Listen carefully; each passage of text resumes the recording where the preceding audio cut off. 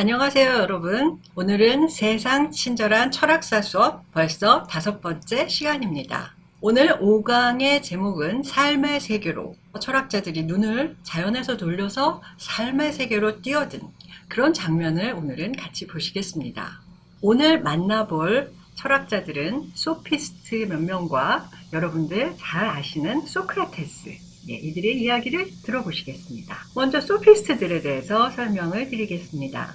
기원전 5세기에 그리스는 페르시아와 2번의 전쟁을 치게 됩니다. 페르시아는 굉장히 크고 강한 나라였고요. 그리스는 거기에 비하면 아주 작고 약한 나라였어요. 그래서 두 나라의 전쟁을 모기와 코끼리의 전쟁이다, 이렇게 비유해서 말하는 역사학자도 있을 만큼 덩치에 있어서 비교가 안 되는 두 나라였죠. 당연히 페르시아가 이길 수밖에 없는 그런 전쟁이었습니다. 그런데도 불구하고 그리스가 이 두 전쟁에서 다 이깁니다. 정말 예상 밖의 드라마틱한 일이죠. 그래서 이거는 영화로도 많이 제작되고 그런 이야기입니다. 어떻게 이렇게 큰 나라 페르시아를 조그만 나라 그리스가 이길 수 있었는가를 놓고 역사가들 사이에 옛날부터 여러 가지 논쟁이 많았어요. 이유를 설명을 하는 거죠. 그리스에는 민주주의가 있었기 때문이다 라든지 여러 가지 이야기가 많습니다. 어쨌든 그리스가 승리했는데요. 여러분들 아시겠지만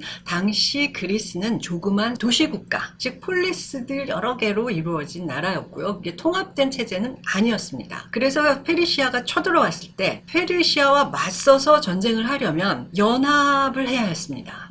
많은 폴리스들이 연합해서 페르시아와 맞섰는데 이때 연합에서 주역의 역할을 한 것이 바로 아테네였습니다. 이런 기적적인 승리의 주인공이 아테네였기 때문에 페르시아 전쟁 후 아테네는 지중해 최강자로 우뚝 서게 됩니다. 오늘날 우리가 아는 아테네의 눈부신 번영, 눈부신 예술, 이런 것들 전부 이 시기에 일어났던 일입니다. 이때를 아테네의 황금 시기라고 부르죠. 이 시기에 소피스트들이 활발한 활동을 하게 됩니다.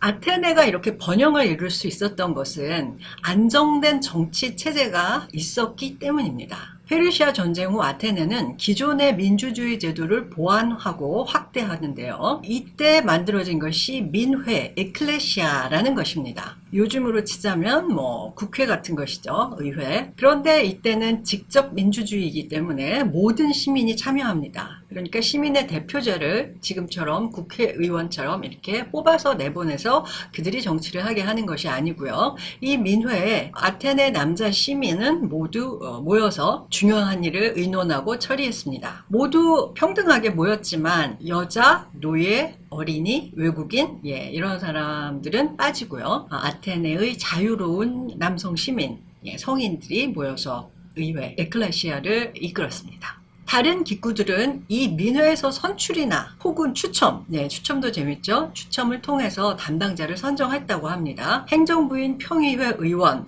또 시민법정의 배심원, 이런 사람들을 다 민회에서 뽑아서 일을 맡겼죠.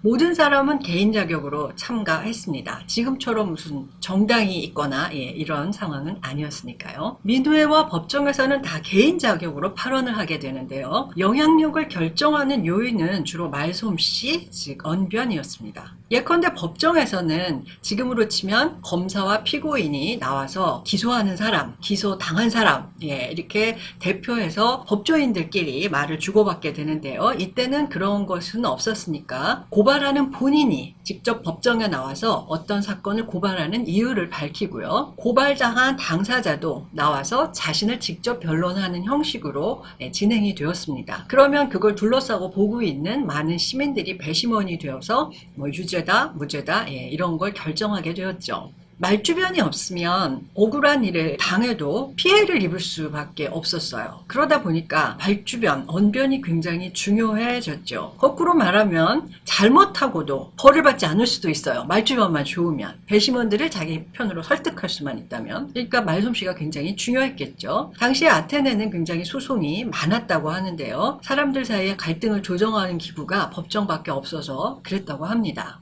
당시 아테네 청년들은 이거 말을 잘해야 되겠구나. 그래야 민회에 나가서도 자기 의견이 먹혀들고요. 혹시라도 법정에 갈 일이 있으면 자기가 유리하게끔 그렇게 말을 잘해야 되니까 말을 잘해서 출세하는 것을 원했죠. 이 말을 잘하는 기술을 수사학이라고 합니다. 지금도 영어에서 레토릭이라고 하죠. 이때 생겨난 말입니다. 당시 그리스에서는 수사학적 능력을 키우는 게 굉장히 중요했습니다. 그러니까 어떻게 되냐면 수사학을 나는 잘 가르칠 수 있어. 나 말 좀 잘해. 그리고 내가 말 잘하는 법 가르쳐 줄 수 있어. 이러한 선생들이 너도 나도 생겨나게 됩니다. 이들이 바로 소피스트입니다. 소피스트는 그리스말 소피스테스의 영어식 표현입니다. 그리스어에서 지혜가 뭐였죠? 소피아. 소피스트는 소포스, 즉 지혜를 가진 사람이라는 뜻입니다. 그래서 어원적으로는 지혜로운 자라는 뜻이고요. 우리말로 하자면 현자? 이렇게 번역을 할 수도 있겠는데요. 당시에는 이 소피스트라는 말이 직업을 뜻했습니다. 즉 지혜를 가르치는 교사 이런 뜻이죠. 소피스트는 지혜를 가르치는 교사인데요. 이때의 지혜는 주로 말하는 기술입니다. 말하는 기술은 두 가지가 있는데요. 수사학과 논쟁술입니다. 수사학은 일대다입니다. 즉 여러 사람을 상대로 연설을 해서 그 여러 사람들에게 자기의 견해를 설득시키는 것, 이것이 수사학입니다. 논쟁술은 A와 B가 서로 맞붙어서 토론을 할 때 그런 논쟁에서 이길 수 있는 기술입니다. 요즘에 정치인들도 이것을 잘 해야 되죠. 정치인들은 연설도 해야 되고 그리고 또 대선이 있거나 그러면 후보들끼리 나와서 토론하죠. 이런 토론 장면들이 생중계되고 이러면 보고서 저 사람이 더 나은데 저 사람이 더 나은데 우리가 이제 판단을 할 수 있게 되는 것이죠. 이런 것들이 당시 그리스에서 굉장히 중요했던 것이죠. 그런데 말을 잘하려면 화술만으로는 부족해요. 뭐 또 있어야 합니까? 아는 게 많아야 됩니다. 아는 게 많아야 남을 설득하기에 더 실력이 좋을 수 있죠. 그래서 배경 지식도 필요했어요. 소피스트는 말의 기술뿐만 아니라 이런 배경 지식도, 즉 지금으로 치자면 교양 지식도 많이 가르쳤습니다. 자연 철학, 수학, 문법, 지리, 역사, 정치, 법률, 예술 모든 분야에 걸쳐 백과사전식으로 다 가르쳤습니다. 소피스트들은 개인적으로 활동했어요. 무슨 학교를 지어놓고 이렇게 같이 모여서 가르치고 하는 그런 것은 없었습니다. 주로 학생의 집에 기거하면서 머물면서 소수의 인원을 모아서 가르쳤는데요. 일종의 가정교사라고 할 수 있죠. 수업료가 매우 비쌌습니다. 자식 교육에 큰 돈을 투자할 능력이 있는 부자들이 주된 고객이었어요. 대중 강연도 가끔 했지만 역시 유료였고요. 서민들은 이런 대중 강연에 이제 몰려들곤 했죠. 왜냐하면 자기가 그 부자가 아니면 선생님을 집에 모셔다가 수업을 들을 수 없는 서민들은 그랬겠죠. 주로 이 소피스트들은 부자는 집도 넓겠죠. 그래서 선생님이 거처할 공간을 마련해주고 거기서 선생님의 숙식도 제공하면서 거기서 내 자녀에게 수사학과 논쟁술을 좀 가르쳐 주시오. 이렇게 초빙을 하는 그런 일들이 종종 있었던 겁니다. 이때 활동했던 사람들이 소피스트입니다. 소피스트를 좀 안 좋게 바라본 시선이 존재했는데요. 그중 한 사람이 플라톤입니다. 플라톤이 소피스트들에 대해서 안 좋게 느낀 이유는 제대로 된 교사라면 참된 지식을 가르쳐서 훌륭한 품성을 쌓도록 이끌어줘야 마땅하거늘 소피스트들은 돈을 받고 뭘 가르치냐? 출세 수단만 알려준다는 겁니다. 이건 참된 지식은 아니라는 거죠. 플라톤의 대화편 프로타고라스에 보면 이런 대목이 나옵니다. 한 젊은이가 유명한 소피스트인 프로타고라스의 제자가 되고 싶어 해요. 그래서 소크라테스를 찾아와서 소크라테스요, 프로타고라스 선생님이 나를 제자로 받아줄 것 같습니까? 하고 물어봅니다. 그러니까 소크라테스가 틀림없이 받아줄 거야. 자네가 돈을 좀 바치고 설득하면 그 프로타고라스는 자기가 알고 있는 모든 걸 자네에게 아마 가르쳐 줄 걸세. 이렇게 대답을 합니다. 이 프로타고라스는 말하는 사람은 소크라테스이지만 이 프로타고라스를 지필한 사람은 플라톤이죠. 플라톤은 뭐라고 프로타고라스를 묘사하고 있냐면 돈만 주면 지식을 파는 영혼 없는 무슨 지식 장사꾼처럼 묘사를 하고 있죠. 플라톤의 다른 대화편 소피스테스라는 대화편에서는 소피스트의 본질을 나름 파고듭니다. 좋게 파고들진 않았겠죠. 플라톤은 소피스트들을 좋아하지 않았으니까요. 플라톤은 소피스테스라는 대화편에서 소피스트는 부유한 젊은이들을 포획해서 돈을 벌라고 논쟁 기술만 가르치며 거짓 지식을 참된 것이냐 꾸며내는 철학의 협잡꾼이다. 예, 이거 거의 뭐 욕이죠. 예, 이렇게 묘사를 하기도 했습니다. 플라톤은 이렇게 나쁘게 묘사를 하기는 했지만 소피스트에 대한 역사적 평가는 또 조금 변하기도 했습니다. 플라톤이 이후 역사에서 아주 큰 영향을, 서양 철학의 역사에서 큰 영향을 미치게 됨에 따라서, 이 얘기는 좀 또 다른 얘기지만 화이트헤드라는 철학자는 서양 철학의 2000년 이상의 역사는 모두 플라톤 철학의 각주이다, 이렇게 말을 할 정도로 플라톤이 서양 철학에서 들이우고 있는 그늘이 아주 넓습니다. 그러니까 모든 서양 철학이 거의 다 플라톤의 영향을 받았다, 긍정적이든 부정적이든 받았다는 겁니다. 이런 영향을 받아서 소피스트에 대한 부정적 인식이 이후 널리 퍼졌습니다. 진리와 거리가 멀고요, 대중을 현혹하는 궤변론자, 이렇게 규정이 됩니다. 이런 생각은 무려 2000년 넘게 지속이 되었습니다. 그렇지만 19세기 헤겔에 이르러서 헤겔이 독특한 평가를 내립니다. 소피스트들의 운동을 긍정적으로 평가한 것이죠. 헤겔에 따르면 소피스트는 고대의 이성주의자입니다. 이성이라는 것은 지금으로 치면 리즌, 독일어로는 페어누프트, 인간이 합리적으로 생각하는 그 이성입니다. 이성을 중요하게 생각한 이들이었다. 인간의 이성을 바탕으로 전통을 비판하면서 합리적 철학을 추구했다. 예, 이것이 헤겔이 소피스트를 긍정적으로 바라본 그런 면입니다. 소피스트들은 철학의 주제를 자연에서 인간으로 옮겨온 것입니다. 그래서 이것은 소피스트의 공이다. 즉 철학이 한 단계 발전하는 도약을 이루었는데 그것은 소피스트들이 이룬 것이다. 이게 19세기 헤겔의 평가였습니다. 2000년 동안 이어져 온 부정적인 평가와 상당히 다른 평가를 헤겔은 했던 것이죠. 소피스트에 대한 최근의 평가는 긍정적으로 보자면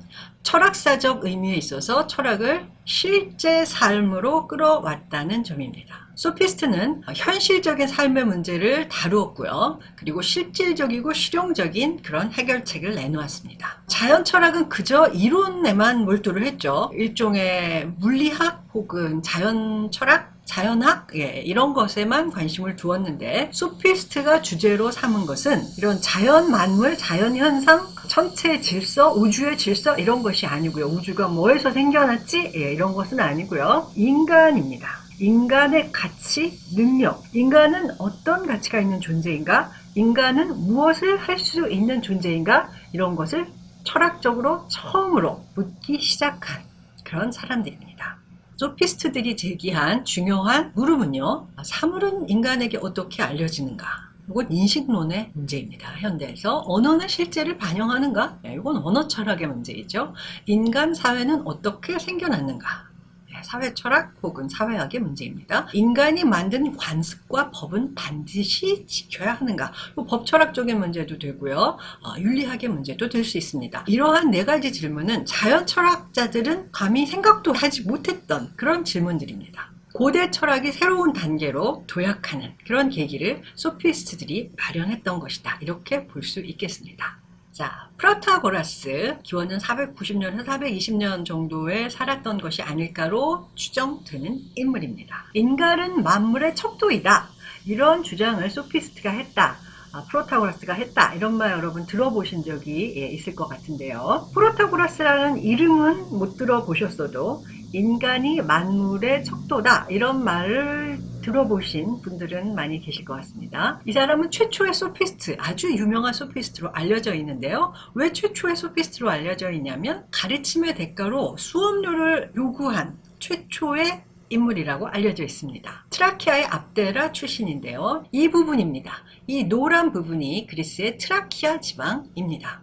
이 트라키아의 압데라 출신인데요. 압데라도 서쪽 해안가에 있는 도시였습니다. 그리스 쪽과 좀 가까웠죠. 페리클레스의 초빙으로 아테네에 건너옵니다. 여러분들 4강에서 다원론자 중에 아낙사고라스 이야기를 들으셨던 분 기억나시는지 모르겠는데요. 페리클레스가 아테네의 학문 발전을 위해서 이오니아의 많은 학자들을 아테네로 초빙을 했다, 이런 말씀을 드린 적이 있습니다. 많은 학자들을 초빙했는데요. 이때 프로타고라스도 페리클레스의 초빙으로 아테네에 건너옵니다. 페리클레스가 식민도시 투리오이라는 곳에 헌법이 필요하니 헌법을 제정해달라고 프로타고라스에게 요청을 하기도 했습니다. 아주 실무적인 행정 능력도 뛰어난 사람으로 생각이 듭니다. 아테네에 여러 번 방문을 했었고요. 너무나 유명해서 수사하게 정말로 잘 가르쳤기 때문에 너무나 유명해서 제자가 되려는 젊은이들이 그냥 막 번호표 들고 줄을 섰다고 합니다. 그러나 유죄 판결을 받습니다.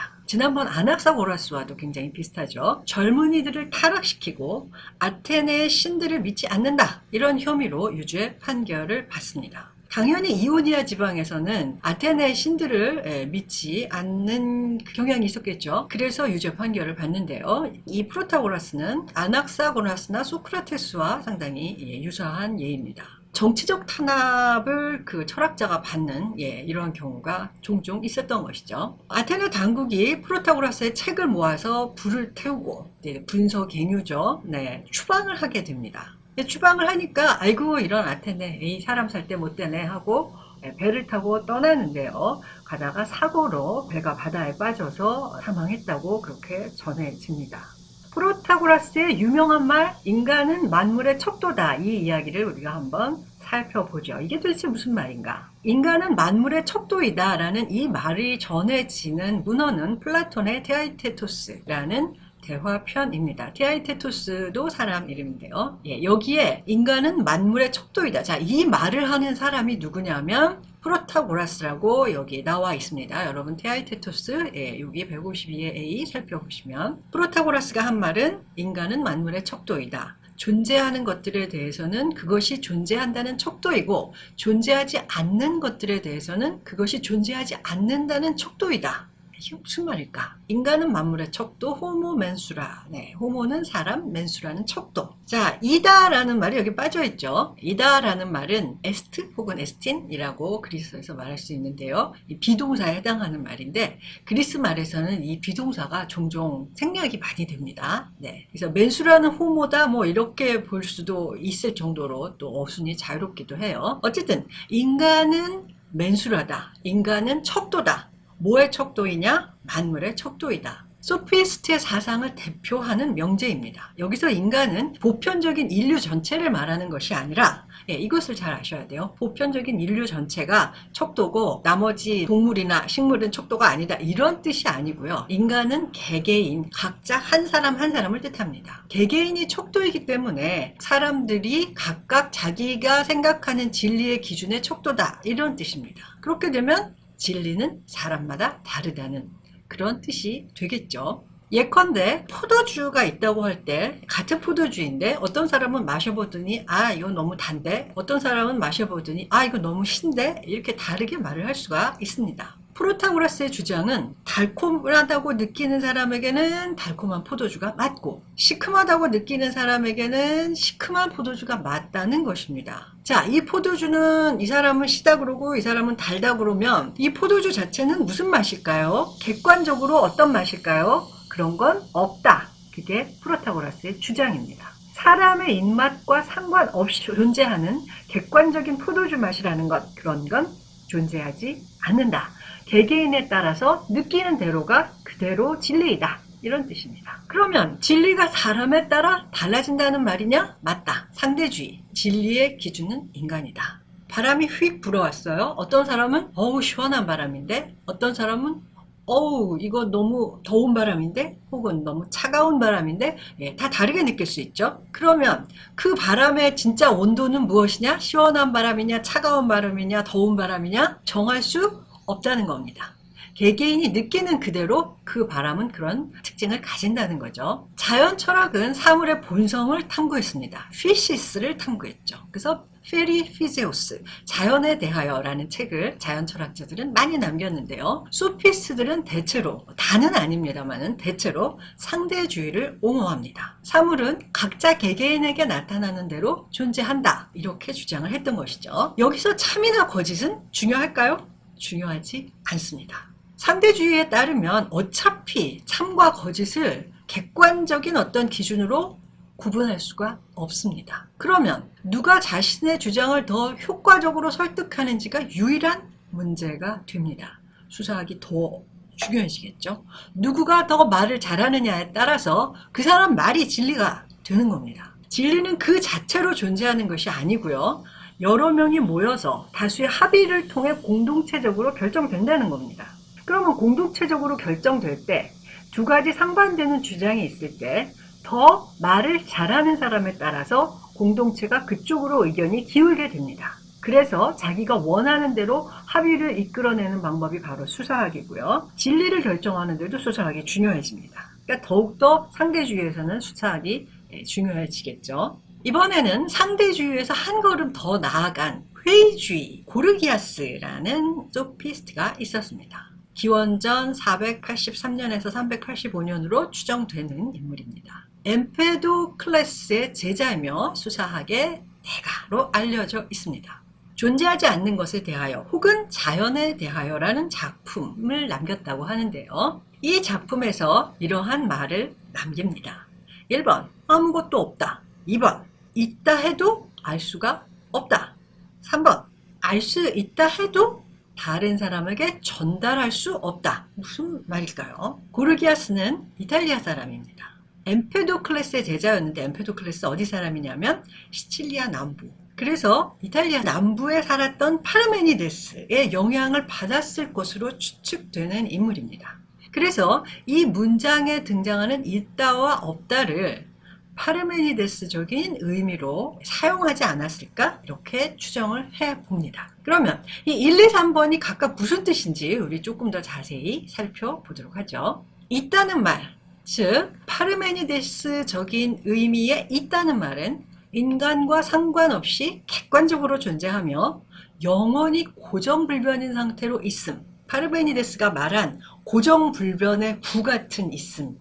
나뉘거나 쪼개지지도 않고 변하지도 않는, 그리고 생겨난 것도 아니고 소멸하는 것도 아닌 그런 있음을 뜻합니다. 1번의 내용, 즉 아무것도 없다라는 얘기는 그러한 것이 없다라는 뜻입니다. 인간의 감각작용과 상관없이 인간과 별개로 존재하는 사물, 즉 객관적으로 존재하는 사물이란 건 없다는 뜻입니다. 여러분 이런 이야기 혹시 철학 수업이나 철학 개론 수업에서 들어보셨을지 모르겠는데요. 숲속에서 큰 나무가 쓰러진다고 해봅시다.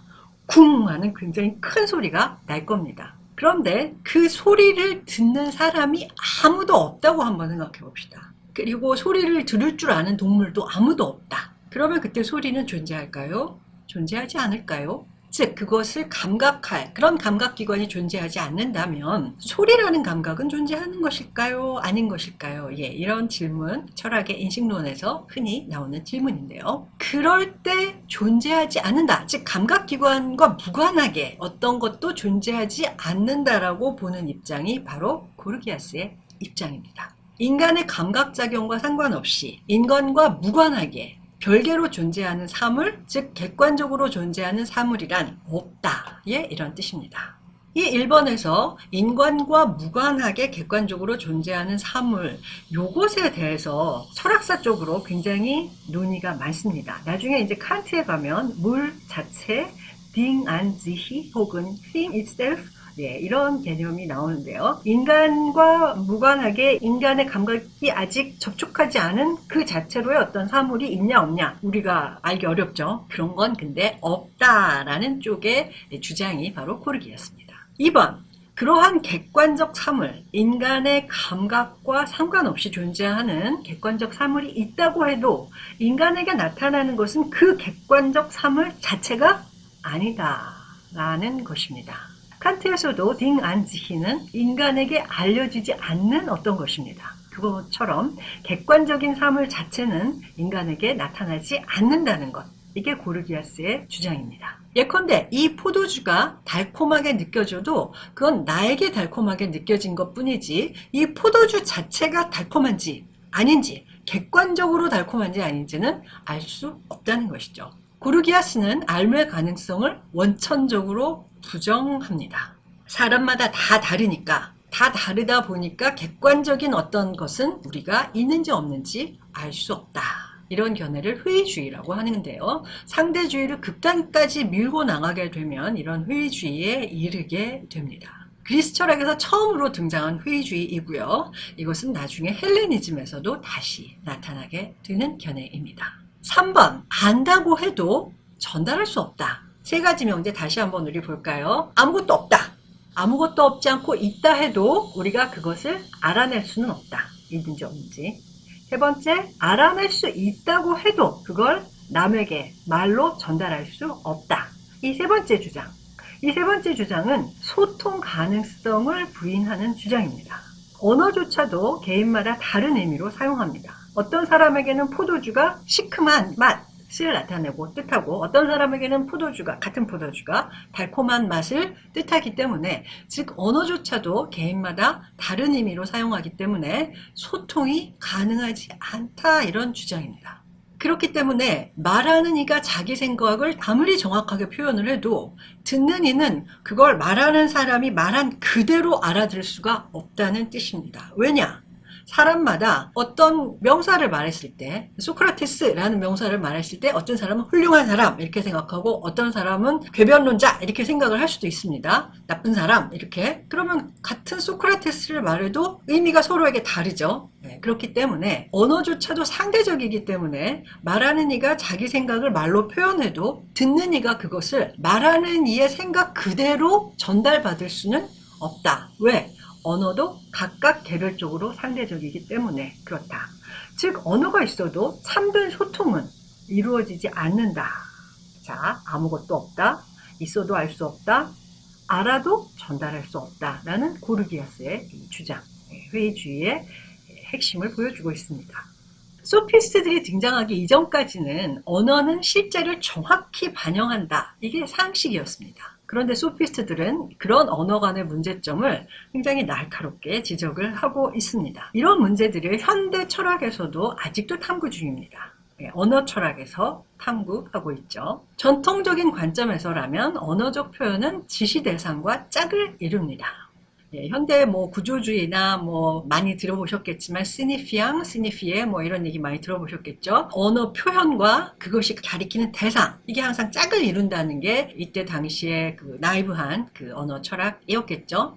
예를 들자면 소크라테스라는 이름은 특정한 사람 소크라테스를 지시합니다. 이름의 의미는 그 이름이 나타내는 지시 대상이죠. 자, 여기 그림을 보시면 소크라테스라는 이름이 있고요. 그 이름이 대상을 지시하고 지시 대상이 소크라테스라는 그 말에 의미를 부여합니다. 소크라테스는 이 사람을 가리키는 말이다. 이런 뜻이죠. 이름과 지시 대상의 관계입니다. 이 관계에 의심을 하고 부정을 한 것이 바로 소피스트들입니다. 특히 고르기아스가 그렇죠. 전통적인 이런 나이브한 언어 간의 문제점은 여러 가지가 있는데요. 일단 세 가지 한번 볼까요? 지시하는 대상이 없지만 의미가 있는 경우가 있습니다. 도깨비, 지시하는 대상이 없죠. 존재하지 않습니다. 본 사람도 있으신가요? 네. 페가수스, 날개가 달린 말이죠. 아니면 유니콘, 이렇게 뿔 하나가 달린 흰 말. 또 우리나라의 용 같은 거. 네. 지시하는 대상이 없지만 우리는 그게 무슨 의미인지 압니다. 의미가 있어요. 소통도 됩니다. 지시하는 대상과 그 지시하는 말은 짝을 이룬다고 그랬는데 한 짝이 없는데도 의미가 있어요. 다음, 같은 지시 대상을 가리키지만 의미는 다른 경우도 있습니다. 예를 들어서 이성계 그리고 태종의 아버지. 이성계라는 사람이 있고요. 태종의 아버지. 둘이 뜻이 다릅니다. 그런데 같은 지시 대상을 가리키죠. 이런 경우 많이 있죠. 언어의 의미와 지시 대상이 반드시 짝을 이루어 일치하느냐? 그렇지 않습니다. 그 다음 세 번째 문제는 소크라테스는 새가 아니다라는 부정문의 경우 소크라테스, 새 모두 다 지시 대상이 있지만 무엇이 아니다라는 말의 지시 대상은 없습니다. is not의 지시 대상이 없는 거죠. 아니다가 무엇을 지시하나요? 지시하는 게 없습니다. 그런데 의미가 있죠. 지시 대상이 없으면 의미 없는 말이 된다 라는 게 전통적 언어관입니다. 그런데 지시 대상이 없으면 의미 없는 말이 된다라면 모든 부정문이 의미가 사라지게 됩니다. 근데 우리가 부정문이 굉장히 많이 필요하죠. 여기 연필이 없네? 답은 3이 아니네? 이런 말. 다 의미가 있는데 의미가 없어진다고 하면 이것도 역시 전통적 언어와는 틀렸다는 그런 반증이 될 수 있겠죠. 소피스트들은 언어가 실제를 그대로 반영하지 못한다 이렇게 생각을 했습니다. 고르기아스가 소통 가능성을 부정한 배경은 바로 이러한 생각이었던 것이죠. 부정문이 의미가 없다면 참 거짓도 구별할 수가 없습니다. 소크라테스는 새다 이런 명제는 거짓이죠. 소크라테스는 사람이죠. 새가 아니고. 소크라테스는 새가 아니다. 예, 이 명제는 참입니다. 새가 아니니까요. 부정문이 의미가 없다고 하면 참인 문장인데 의미가 없는 문장이 되어버려요. 부정문이 의미가 없다고 하면. 근데 참인데 의미가 없다. 이것도 이상하죠. 소피스트들은 언어의 한계 때문에 참이나 거짓 자체를 판별하는 게 원칙적으로 불가능하다고 주장을 합니다. 참 진리 이런 거 중요하지도 않고 알 수도 없고 필요도 없고 이렇게 되는 거예요. 사물의 참된 실제나 절대적 진리도 주장할 수가 없게 됩니다. 사물은 각자에게 나타나는 모습대로만 존재하는 것이죠.